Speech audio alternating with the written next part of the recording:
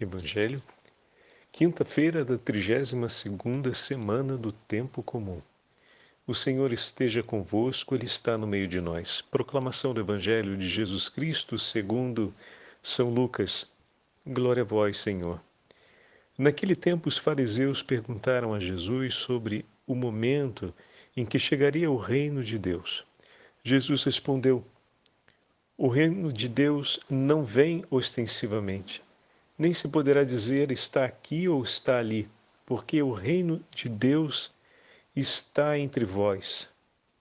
E Jesus disse aos discípulos: dias virão em que desejareis ver um só dia do Filho do Homem e não podereis ver. As pessoas vos dirão: ele está ali ou ele está aqui. Não deveis ir nem correr atrás, pois como o relâmpago brilha de um lado até o outro do céu, assim também será o Filho do Homem no seu dia. Antes, porém, ele deverá sofrer muito e ser rejeitado por esta geração. Palavra da salvação. Glória a vós, Senhor. Quinta-feira da 32ª semana do Tempo Comum, hoje memória facultativa de Santa Gertrudes, monja, e de Santa Margarida da Escócia, rainha. Em nome do Pai, do Filho e do Espírito Santo. Amém. Queridos irmãos e irmãs, a Santa Liturgia nos dá a graça de seguirmos com o 17º capítulo do Evangelho de São Lucas. E juntamente com o Evangelho de hoje, temos a oportunidade de celebrar a memória dessas duas grandes mulheres na história da Igreja. Santa Margarida, rainha da Escócia, e Santa Gertrudes de Elfta, monja, chamada também Gertrudes a Grande. Vamos falar já um pouquinho da vida das duas, porque a vida de ambas é um eco vivo do Evangelho. Jesus é interrogado. Na narrativa de Lucas, hoje, ele vem interrogado pelos fariseus sobre quando chegaria o reino de Deus.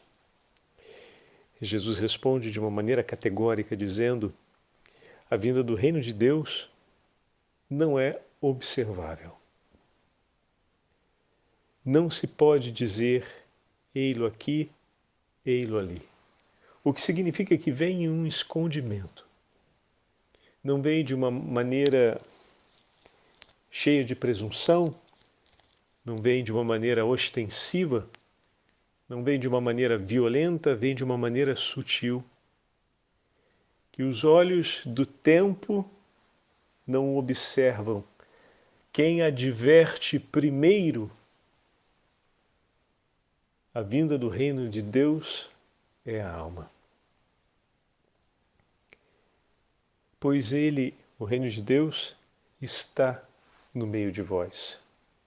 Oh, meu irmão e minha irmã, que grande palavra do Senhor, desconcertante para os fariseus, mas de grande consolação para nós. Lucas está escrevendo para a comunidade dos cristãos. Quantas vezes a gente acha que o mundo está de perna para o ar e não tem mais jeito? Quantas vezes você já se angustiou pelos problemas que a vida fez cair de uma vez só na sua cabeça? Ou pela situação do mundo que parece que entra em convulsões contínuas? Pela maldade que você vê se alargar ao seu redor? Pela brutalidade, a inveterada impiedade de muitos homens e mulheres que foram investidos de autoridade para cuidar do bem comum, e tantos outros que foram consagrados a Deus e receberam bênçãos do céu para cuidar da vida do seu povo, como também na época de Jesus, muitos fariseus se afastavam da fé e não mais viviam para transmitir a bênção que o Senhor lhes concedeu. E a palavra de Jesus hoje não deixa que a gente perca o rumo, não deixa que a gente caia no desespero, não deixa que a melancolia Tome conta. Não permite que o desânimo se aposse de nós. O reino de Deus está no meio de nós. Ainda que todas essas coisas estejam acontecendo, o reino de Deus, que não é observável com os olhos, permanece, está no meio de nós. Nós vivemos no tempo em que a graça de Deus e a sua infinita misericórdia rege os corações que temem a Deus.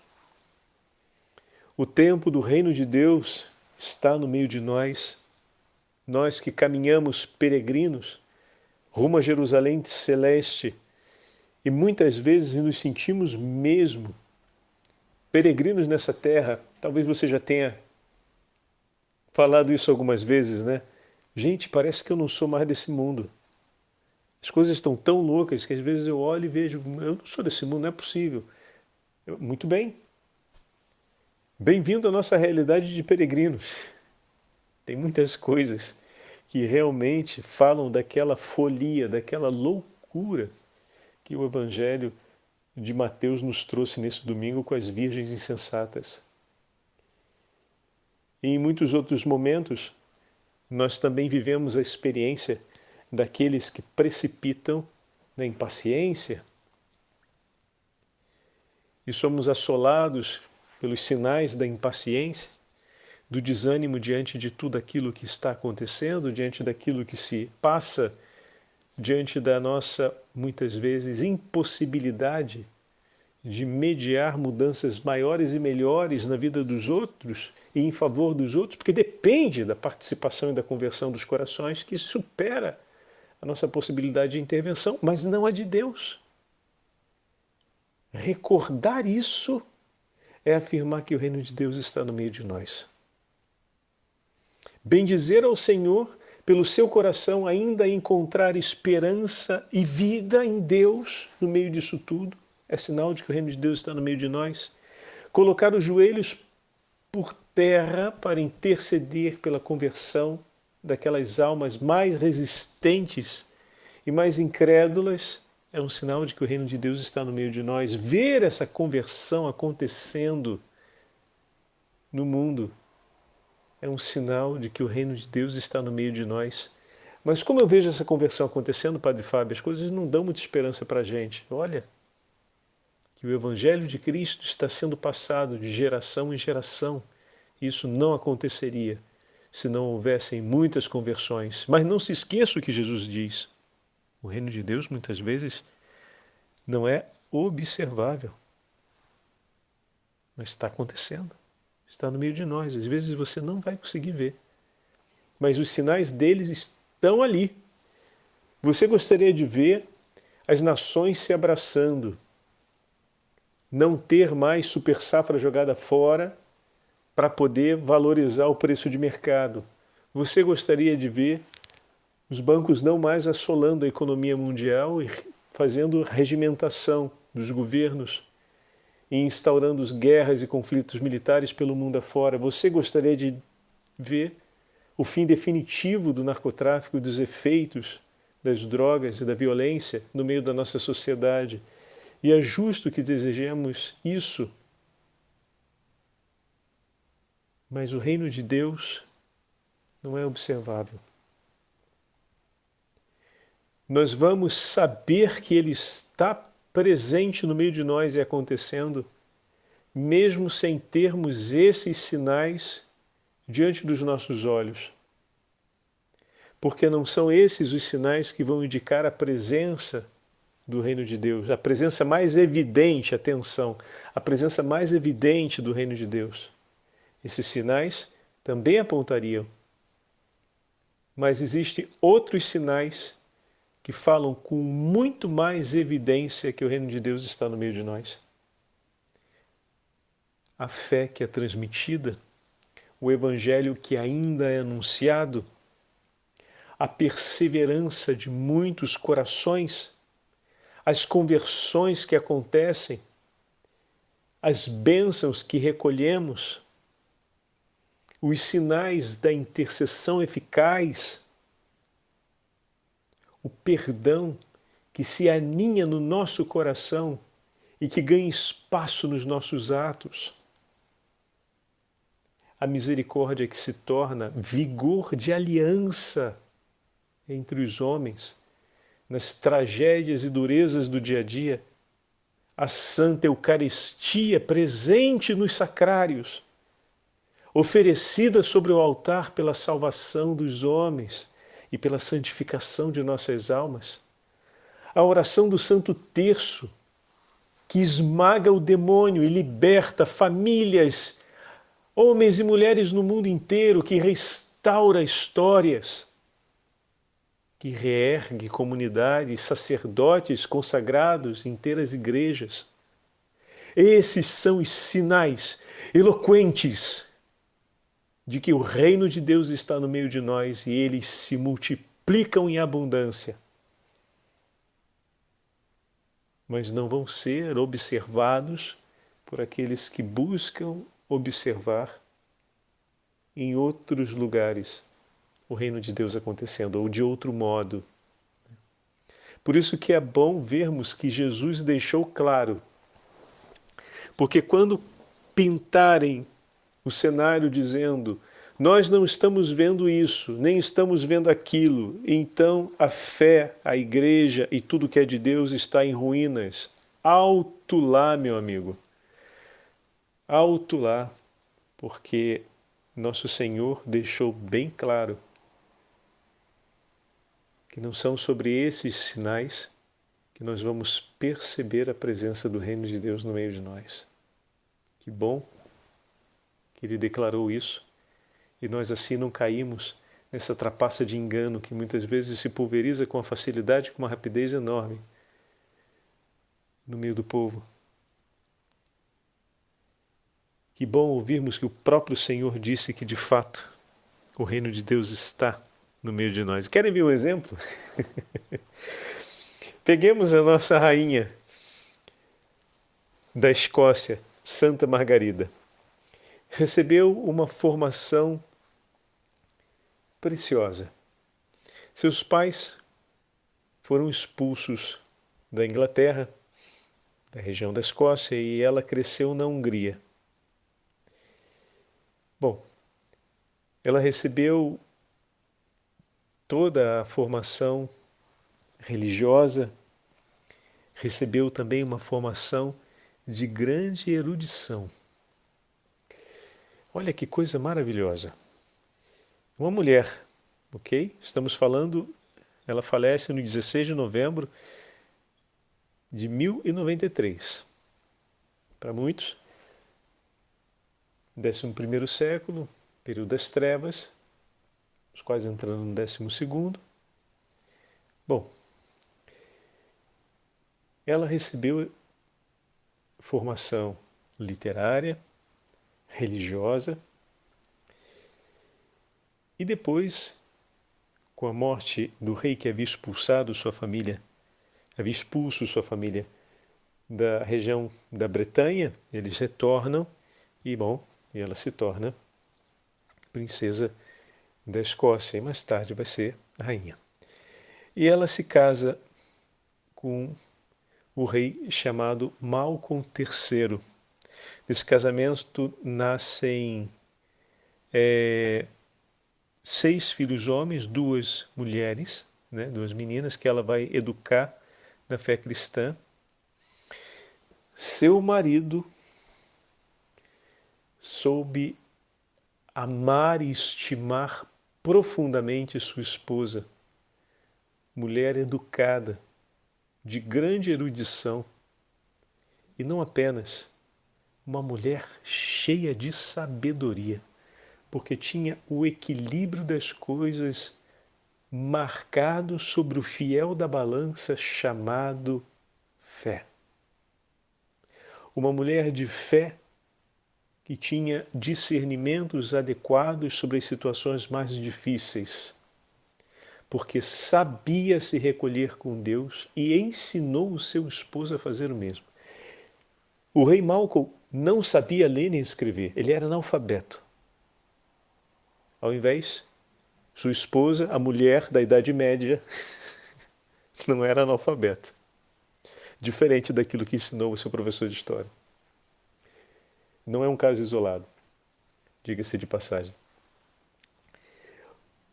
Ela instruiu no conhecimento religioso seu esposo, sua inteira família, e os livros de oração, que o rei não podia ler porque não era alfabetizado, Margarida lia para ele e o orientava sempre na oração, e ele ia aprendendo de cor.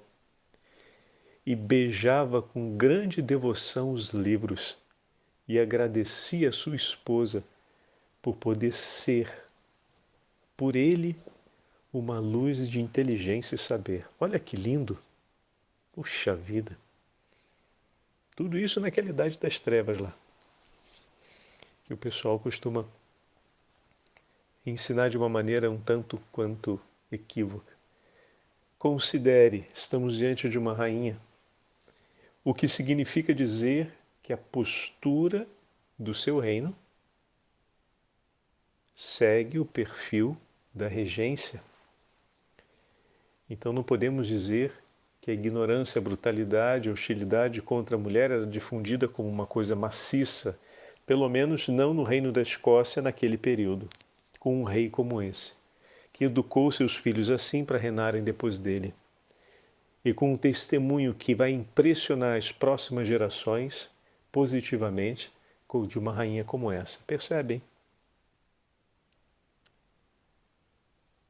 Eis aqui um sinal que o reino de Deus está no meio de nós. Viram um exemplo desse casal bendito? Também a outra santa de hoje, Santa Gertrudes, bem pequena, com 5 anos de idade, foi levada para o mosteiro e foi deixada ali. E começou um caminho, já pequenininha, de amor a Deus e de desejo por Ele. Recebeu uma vasta formação. Tão pequenininha no mosteiro, aprendeu filosofia, literatura, música. Pasmem, foi instruída para ser copista. Então, era uma das monjas copistas, mulher, instruída em filosofia, teologia, literatura, música, artes, ciências do tempo, provavelmente deve ser matemática. E, além disso, ainda tinha habilidade de copista. Das atividades que fazia, numa fração do dia, dedicava-se a escrever os livros, a transcrever os livros, para que eles pudessem ser mandados para outros lugares. Naquela época, estamos no 1200, finalzinho do 1200, não tinha a imprensa. Então, os livros eram escritos à mão. Aos 25 anos de idade, faz uma experiência marcante e profunda de mística com o Senhor e dá início aqui a um novo tempo em sua vida. E foram 20 anos nessa caminhada quando recebeu a visita de Nosso Senhor, adolescente, que a convidou a unir-se a Ele de uma maneira mais íntima para ser embriagada com o seu divino amor. Olha que lindo! E o Senhor a instruiu ao conhecimento profundo da sua infinita misericórdia pela salvação dos homens. Os escritos de Santa Gertrudes ficaram, os escritos místicos e teológicos ficaram um pouco apagados depois de sua morte e foram recuperados no ano de 1500 através dos monges cartuchos de Colônia, que começaram a difundi-lo como exercício e orientação à vida espiritual do povo de Deus. E ganhou uma difusão tão grande entre as famílias religiosas e também entre o povo, que se tornou um dos escritos mais lidos e mais difundidos durante o período do 1500. E, de fato, a gente vai ver quase todos os santos dos 600 e dos 700 fazendo grandes referências a Santa Gertrudes e aos escritos místicos de Santa Gertrudes. Espetacular, incrível. O Senhor a chama e ela envereda por essa estrada. Veja, uma obra completai, Senhor, a obra começada por suas mãos. Viveu 45 anos, Santa Gertrudes. E os seus escritos e o que o Senhor operou em sua vida ecoou pelos séculos e ainda hoje ecoa no meio de nós. Sabe por quê? Porque o reino de Deus está no meio de nós. Não é visível, ou melhor, não é observável como muitos esperam observá-lo. Não com as categorias que muitos esperam ver o reino de Deus presente. Mas se olharmos com as categorias justas, vamos perceber os seus sinais. Santa Gertrudes que o conte. Santa Margarida de Escócia que o diga. E como vai dizer também São José Moscati, hoje é o dia da sua beatificação.